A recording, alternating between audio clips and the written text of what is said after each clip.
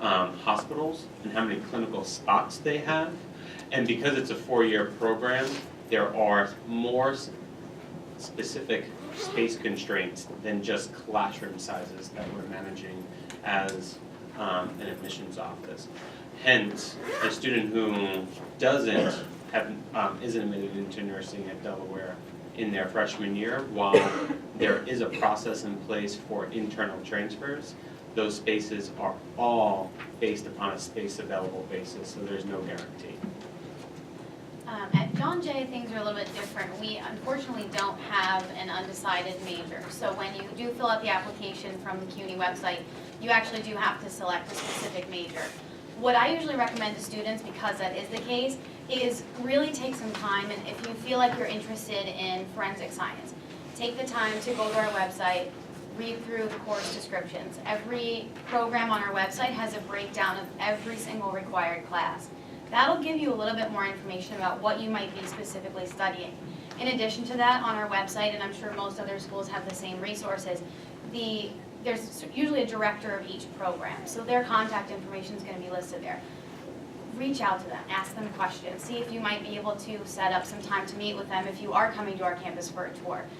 It's not 100% guaranteed that you're going to get there and love it, but if you don't get there and love it, it's really easy to change your major. We work with the students. If you want to change it, we'll have you come in, fill out some paperwork, and it's really as simple as that. But definitely take some time ahead of time before you fill out the application to do some research on all the programs specifically.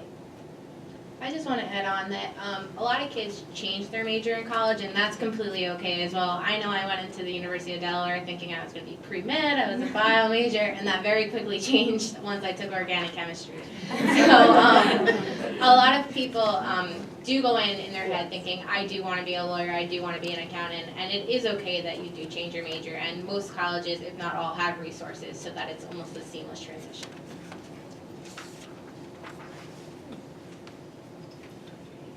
Is there something that an applicant can put on an application that isn't generally included to look at? Is it something at your college that you like to see your students have that goes from other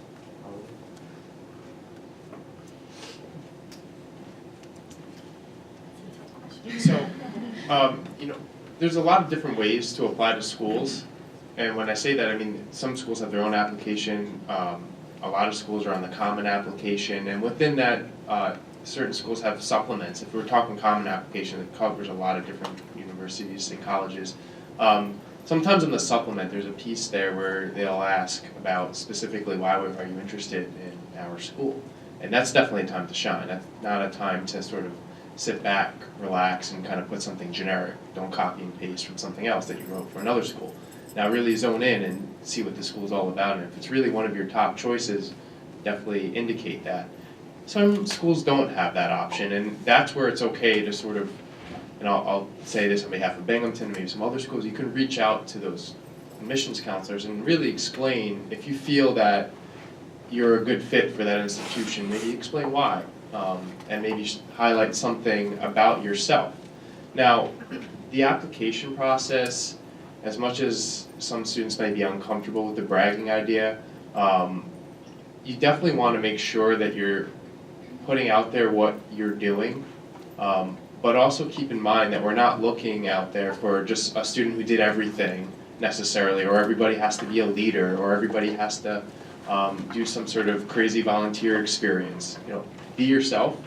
Frankly, when you're talking about colleges and what we're looking for a class of students, not specific types necessarily. So this is where you have to just really be comfortable being yourself. And when the essay, for example, is a time where you get to be a little bit more personal.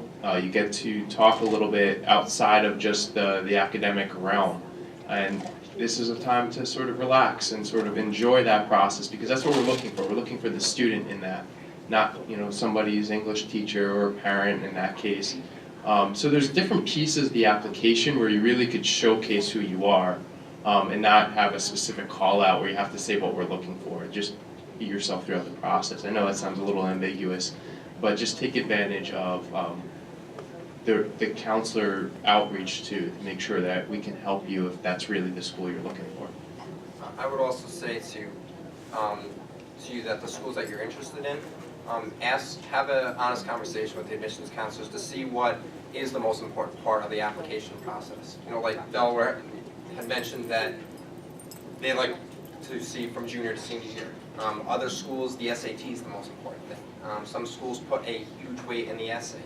I've even spoken to some other admissions counselors where the letter of recommendation from a teacher plays just as big a role as your transcript, because it gives somebody the opportunity to showcase all the things you've done outside the classroom, or show a different side of you that's besides the numbers and the grades you got. So I would have honest conversations, with the admissions counselors, because every school looks at applications differently in the process. So that's another, tip to go along with as well. I'm just going to ride that whole college essay thing and totally put you guys on the spot. I'm sure you can't tell us, what it is that makes somebody shine. I mean, there's so many different things in the world that when you're reading an essay, you say, wow, that made an impact on me. But to give the kids some advice, what is it that you really what things that you see in the first 3 or 4 sentences that you say, oh, this is really not going to tell me anything. This is the same old, same old. Like, is there any guidance that you can give them?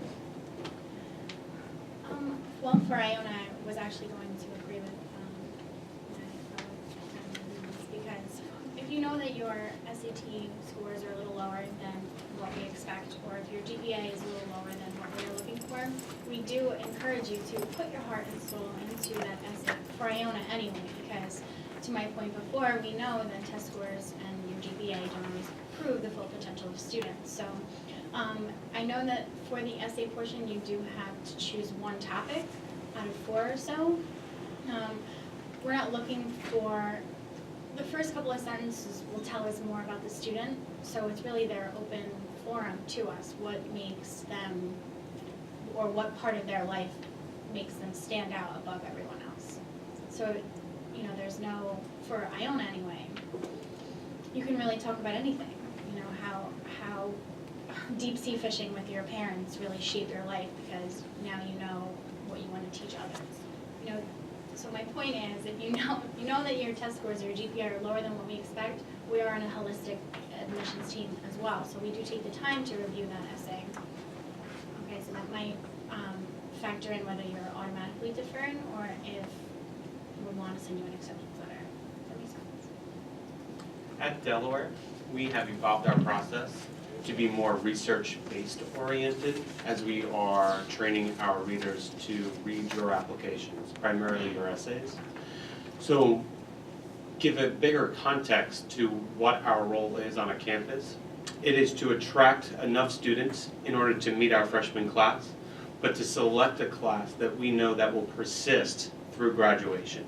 So as an admissions office, and this is, I think, one of the suggestions that as you think about scholarships, look at the Scholarships Foundation's mission, right, to kind of see what their goals are. Well, our goals at UD in our admissions office is to bring in a class that's interesting, talented, and diverse, but also to make sure that we select the right class that will persist through graduation and that we can retain in our college campus. So that is where the needle has been moved for us in our reads for essays.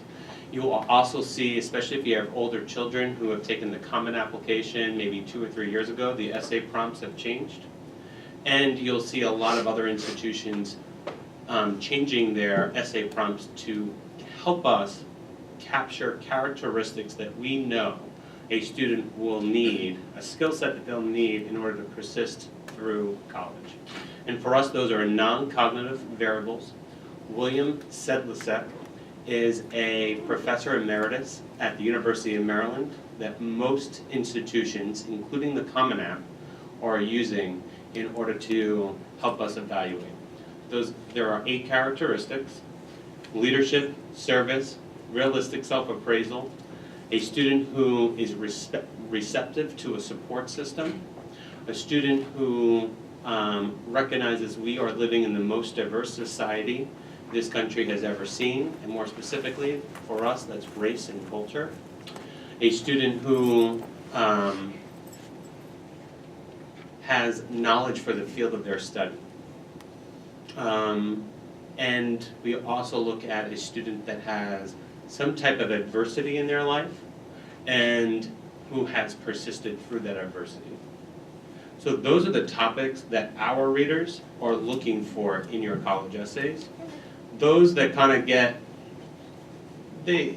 is your summer camp essays and your sports injury essays, that it's hard for our readers to really move the needle on any of those 8 characteristics on those. So if you can talk about something that, how you're receptive to having a mentor or a support system, that is someone that's huge. One that we don't receive a lot is a student who can talk about race and culture in this society. UD is a predominantly white university, and as a result, we are looking to have our class be as diverse and replicate what our society is. And if you're from this area, you shouldn't be taking a step back for your college education. You should be taking a step forward, especially with the students and your peers who you'll be living with, and that's what we're looking for. So those are the 2 that would probably stick out for us. Sorry, can I jump in again for 1 second? My name is Mr. Maractor. I'm coming from Collins College. I sincerely apologize for running late. Actually, my wife was in the hospital. And now I want to disappoint all of you, so I decided to come in today to participate in this. And on my way here, I realized lots of snow. So the drive was even worse it even became a little bit harder to get here. I almost wanted to not show up, but I gave my commitment to Deidre without me here, so my apologies. I want to tell you all of you about Macaulay Honors College. Is that okay? And I'll kind of jump in later. Macaulay Honors College is a unique institution within the city university. Can you hear me? Okay, I'm sorry. Macaulay Honors College is a unique institution within the City University of New York. We've been around since 2001. Macaulay Honors College, it's a sort of approach education, pretty much. We're looking for the best of students who are forward thinkers, students who are innovative, above all, students who are looking to make their neighborhood of the world a better place. Macaulay Honors College students can attend for free, R-E-E, for 4 years. And I'm sure all the parents are happy about that, but there's a little catch to it. At Macaulay, we look for students with exceptional scores, somewhere within an average of 90 and 1200 on the SATs, with only the critical reading and the math. So, someone asked about the application. What do we look for? I mean, the essay. At Macaulay, everything is weighted evenly, not just your SATs or your average or extracurricular work that you've done. Everything we look at carefully. So what does that mean? That we're looking for essays that are well written. We're looking for letters of recognition that are actually exceptionally well written to highlight the students' achievements, progression, or pitfall which they have resurrected themselves from. But above all, students that can come to Macaulay and make a change. What do I mean by that? I mean by students who are looking to once again want to be the next leaders of our society. Of our society. Students who are looking to whether study engineering, or students who are looking to study to become a doctors that is, and students who are looking to become educators. But the selective process is very, very, very stringent in the sense that about 7,000 students applied. The year passed, we only accepted about 530. So you're talking about something that is very, very, very selective. Okay? And for the essay, recently we asked some of our students in terms of what is one thing that they believe that have gotten them admitted to Macaulay. And 99.9% of them stated that the essay was something that a lot of faculty members, a lot of the committee members, which included myself, we look strongly for strong essays, okay? So, just want to mention that.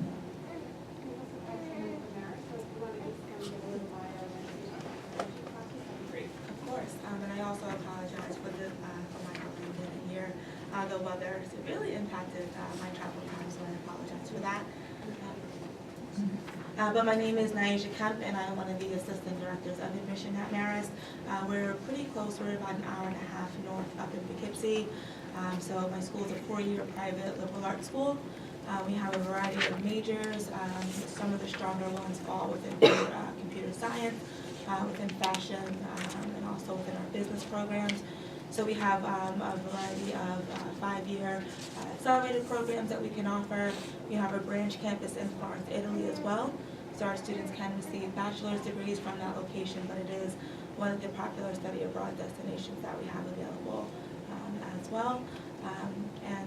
Just to kind of jump into our admissions process, we are also a highly selective institution, and we are test optional. So the most important thing for us in the admissions process is looking at the transcript and actually seeing the progression within the 4 years. So GPAs are usually between an 88 to a 93, so a solid B+ or better is typically what we're looking for. And we don't conduct or require interviews for our admissions process.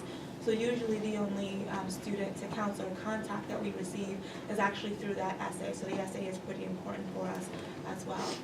So we'll get the transcript and obviously see how well the students perform in the classroom.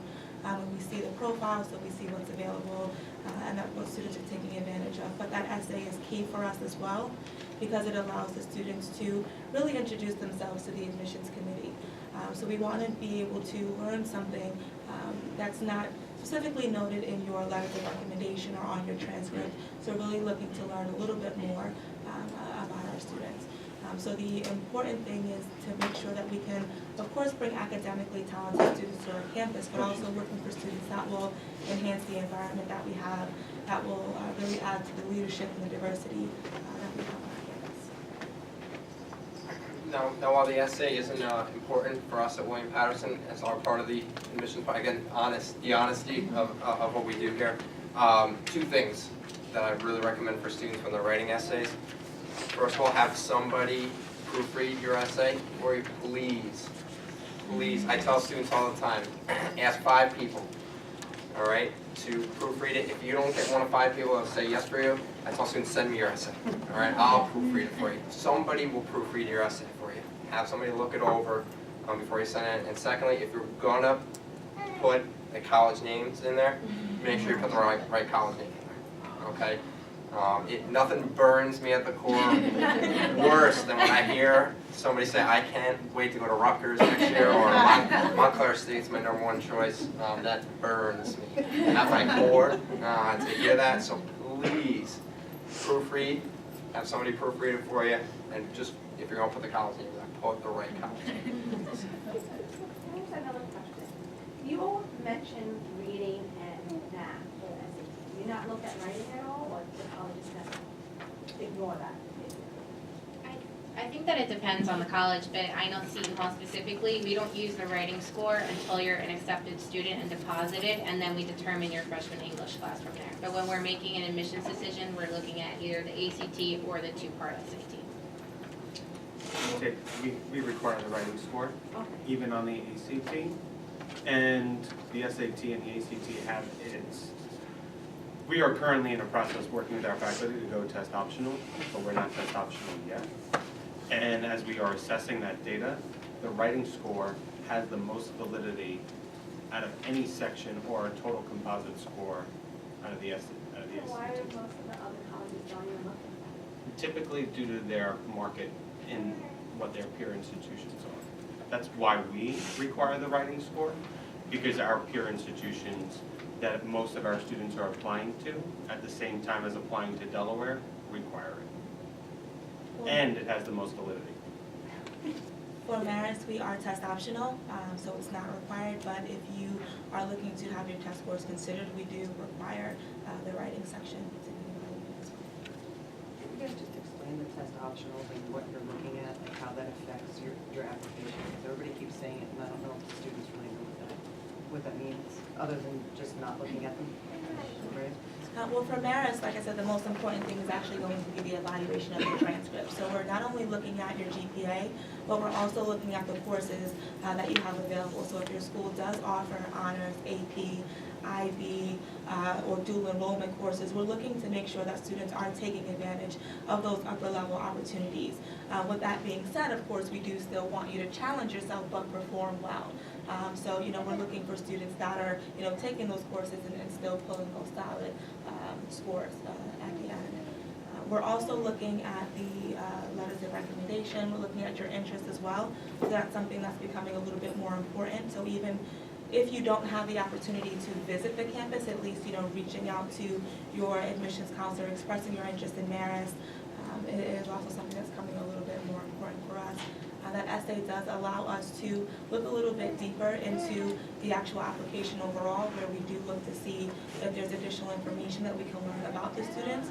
So if there's a discrepancy on your transcript, if expressing your interest is something that you would like to do, or even just sharing some type of adversity that has had an impact on your academic performance will be something that we evaluate as well. So we do look at the whole package. And if you do submit your scores, they, to be quite honest, do have the ability to help, but they also do have the ability to have a negative impact on your overall review as well. So if your scores speak to your academic performance, we do encourage submitting that. But if it does not, then you won't be penalized or evaluated differently by omitting that information. A helpful website as it relates to test optional is called fairtest.org. It lists the 900 universities and colleges in the United States alone that do not require standardized tests, keeping in mind that UD does require standardized. I have a question, it's kind of for the whole panel, but I have a sophomore and a junior, and they're thinking about AP classes. Very challenging, and so what's the read as to, is it worth it? How do you evaluate it? If you're worried about having a struggling grade, but you're capable of doing an AP class versus throwing down, an A or something in a regular class. I mean, it's a hard call because it's so much extra work. Part of the answer that was given before about the regional representatives and the representative with the territory managers in the center, we're looking at the territory and understanding the high schools in the territory. Part of that entails we know what each school's doing and what's going on in each school. And every one of our colleges is probably looking for a slightly different student. So it's relative to the college or what they're looking for.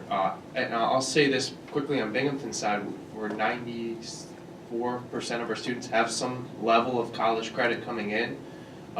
It's something that when we're looking at a high school, an AP or IB or college level credit is offered as the challenge option, we expect students to get to some level of challenge. Doesn't mean they have to fill their entire schedule, but the appropriate level of challenge is going to be the broad answer that I would say you have to do well. If you're deciding to take an AP course, I find that students use an excuse to say, well, it's challenging so I don't have to do as well, or I don't have to get as high a score. That's not the answer I want to give. I don't want to encourage that sort of thought. Granted, we do know that it is challenging and we take that into consideration, but it's a matter of who we're looking for as students. So it's a fair thing to look into when you're looking at these schools to understand who their students are. If most of their students are taking AP and you're looking at that school, and AP is offered at your high school, you should be getting into it, especially by the time you become a senior. Now, if you're looking at schools where it might not be indicated that everybody's taking APs and you're not at that level yet, then it's okay. You don't have to, make yourself at a different level if you're not there. If you're ready for the challenge, go for it, try it. We understand that high school is a trial period as well, as much as college is, so we'll take that into consideration. For Iona, the difference would be whether or not you are invited into our honors program. By maintaining an average of 1,300 on your SAT or 29 on your ACT and holding a 90% GPA overall in high school would potentially let you be invited into our honors program, where there are 2 different scholarship awards available for you. There's our presidential scholarship, which is a full ride in your tuition, and then our dean scholarship, which is about an 85% of your tuition is taken care of. Plus, coming in our honors program frees up 3 credits per semester, so you can take on an additional minor or major. So for Iona anyway, the APs and the honors classes, they do have some influence if your test scores are just up to par as well. So that's the difference for Iona anyway.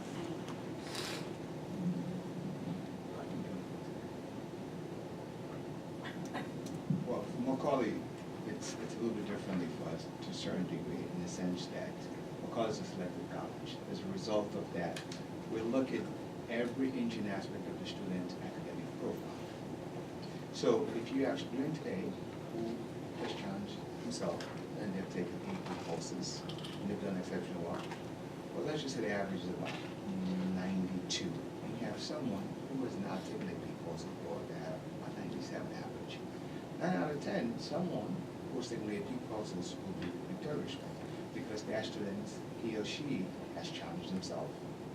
So both play factor for those individual students is that some of those students, the ones who are taking the AP courses, they will be the one who are looking closely in comparison to everything else, like I stated. Your SAT scores, your high school transcript, your letters of recommendations, your essays. So if you were to say one thing right now, what I would give one advice to any student who's a sophomore or junior or freshman, get into the habit of working hard, taking courses that will challenge you. Because in my program alone, it's one of those programs to die for, and if working hard is not for you, you're probably not going to cut it. Now, just frank as it is, I mean, our students, they're sent to study abroad program for free. They're given an opportunity that is on to die for. Recently, we had a career fair that came. 50 companies came to meet with 35 students. Never heard of sort of a pre-interview sort of process, just because the students are considered to be the outliers of their group of bodies. So my recommendation to you, to the students, is get into the idea of working hard. It does pay off majorly at the end for you. Another question. What kind of programs, supportive programs your individual universities may or may not have to support incoming freshmen? Because I speak to a lot of my friends, current freshman students in colleges, and especially the larger colleges, they just feel all alone. It's just a culture shock for them, and they just feel like they were just tossed into this ocean out there with people, and they don't have the support. So does your universities have supportive programs for incoming freshmen, just to help them through maybe that the first 6 months of the first semester? Well, let me see if I can jump in that quickly, guys. I'll give you lots of chances. At Macaulay, we have an army of people are there to work for you, for your sons and daughters, just to ensure that they're successful. We have the advisors who I have, aka nicknamed the surrogate parents. Their job is not just to select your courses. Their job is to make sure that they advocate on your sons and daughters' behalf. Their job is to make sure they pick out the proper courses. Their job is to make sure that they get involved into internship opportunities, research opportunities, and even if those kids are doing, are doing not so well or they're having problems, they're the first one that they reach out to. So for us, now, it's not just for the first 6 months or for the first year, for the entire 4 years that we have this army of people, including myself, who I've coached other students that have graduated. Prior to me coming there, I heard someone need help with coaching technique, they meeting some VP at certain institution, and I came in and I helped them out. So even after they've left Macaulay, we still provide that additional layout for them to be successful. And most schools also, do offer those type of incentives as well. Excuse me, at Delaware we have a couple different programs. 2 of those are based within our Office of Admissions. One of them is called the College Readiness Summer Institute. It's targeted or designed for first-generation low-income students. However, it's not exclusively for those students. And it has 3 main components: an academic, a residential, and a social component to kind of help students build a skill set and see themselves within our campus environment going into their junior and going into their senior years of high school. We also, as a result of our evaluation, have what we call the UD Scholars Program, which allows students who we believe have the potential to succeed despite their educational, social, or economic disadvantages to come to UD as a summer transitional program for about 4 weeks prior to the start of the fall semester of their freshman year to get them connected to mentors. Mentors for us are UD faculty, UD advisors, and upperclassmen students that have gone through the program themselves, that share the same experiences from their high schools, And then thirdly, what we do is that we do have, and this is what we have historically always had, was a first year experience class for all of our students. Looking for, right from the onset of new student orientation through their fall semester, having classes of 25 to 30 students with a faculty and an upperclassman to kind of introduce them to the resources. But as I shared before, one of our pieces at Delaware is looking at how can we be proactive in helping students persist throughout college, and within an Office of Admissions, this is quite unique for us to be taking on that responsibility. But we're targeting as early as junior year, and then for entering freshmen, and then working with our university community throughout their first year.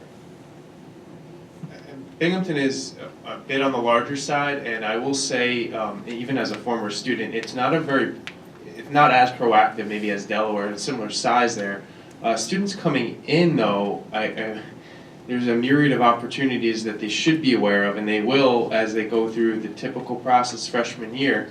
And it stems from the idea that you could come in, there's a couple unique programs, depending on where you're coming from, that you may start off early on freshman year. Athletes and students, first generation college students have already enrolled in extra opportunities. But every student coming in, and this goes across the board, I always tell students should reach out to whoever they feel is a comfortable avenue at these schools, whether it's a professor that they like after their first week, going out and seeking an advisor if they weren't assigned an advisor, and that's certainly a process within the academic schools at Binghamton, but also finding a peer network of students. And when I say this is a general advice too, you're going to do as well as your average friend group, right? So whoever your friends are, take the average of that, and that's pretty indicative of maybe where you'll be successfully down that path. So if you pick a bunch of smart friends, you probably end up doing okay. If you pick friends that you're the smartest, well, they're going to average off of you, right? That was general advice. And now how that pertains to something like Binghamton, the residential college structure gives that small opportunity in a big school to find a unique small friend group, but also we have upperclassmen discovery advisors as well as a faculty master per community, and they're there in the residential communities, not particular to your major, but they're there to make sure that you know where to go with those questions particular to your major. The discovery advisors are usually seniors, and it's their job in the building to make sure you know how to schedule classes, pick a major, find a tutor, go to the writing center, go to the math center if you have questions on those typically troubled areas. They'll guide you in that path. So though there's many resources, we're not going to tell a student they have to take advantage of it, but the discovery advisors are there to make sure that you know where they are and how to get there. I would also add for students, you heard a lot about what schools are willing to go and do for you. It's also imperative that the student go out and do for themselves. All schools have these different services. Sometimes it's necessary for students to